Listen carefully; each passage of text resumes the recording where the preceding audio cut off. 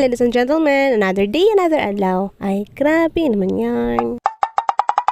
And for today's ganap na ay magpabuhat sa ato ang garland, so ato ano ning buhaton. So kay kaila raman ako ang magpabuhat, so siya na lang akong gipapalit sa materials nga gamiton, tapos siya ra pud akong gipapili sa color nga ihang gusto. Para madali ko putol-putol nya haron daghan dayon ang maputol, so gigamitan ako cartoonism sa katolnesem. So napulo ra day ang ihang gipabuhat ani, unya ako raman ang isang nagbuhat, so ako agid tanan, ako ang magputol-putol, ako ang magpilo-pilo and everything. So ang atong buhaton karon nga design is ang flower design. So expected yun nga grabe gid siya ka kote. Kay isa-isa kon magid nimo og buhat ang petals, magkapaso-paso pa gid ka. Atong ni Agi is na nagpabuhat pud sa ato ay og 20 ka garland. So dali-dali ra to na human kay naman ko'y kauban nga buhat. Siya ang tigbuhat sa petals tapos ako puy tigpilit. And then karon di mano-mano na ginin ako og pilit kay akong glue gun is naguba. Grabe gid siya ka timing. Duha din ni siya ka color, kining na black ug white, mao ni ang for boys, tapos ang katong green red is for girls. And then ang color nga iyang napilian for petals is sage green and black. Pinakauna nabalaka pa jud ko mubagay bagid ning sage green diri sa green kay grabe man siya ka green. So okay ra man dai siya nya gibutangan na lang pudayon ako siya og black. Nahimota nga 12 ka buok ang nabuhat ani kay napa may nasubra sa sayang man pud dili nato buhatan. Dili gid dalim nga mahimong perfectionist kay Ginoo ko every details, every color, every etc and everything kinahanglan perfect. Garland ra gid ang akong gibuhat ani, tapos sila na dayon ang mopilit diha sa center kung unsa nga program, kung unsa nga event ang ilang gihimo. Dili la learn magbuhat o garland, grabe ka kutin ilabi nang nagyo design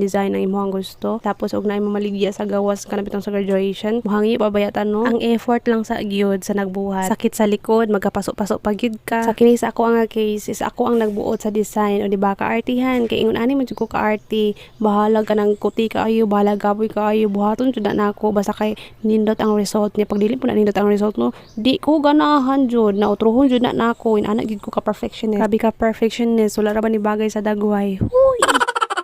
Pero ingon anak na gid ko, sugod pa gid elementary ko, inana ko ka-arte, tapos ganahan jud ko mag-design, mag-decorate and everything. Pati mga regalo nako sa akong uyab, mga handmade gid na tanan. Hilig na ako mag-DIY. So ayun na nga, napataas na ang chika, diri ra ko kutob. Goodbye everyone, amping.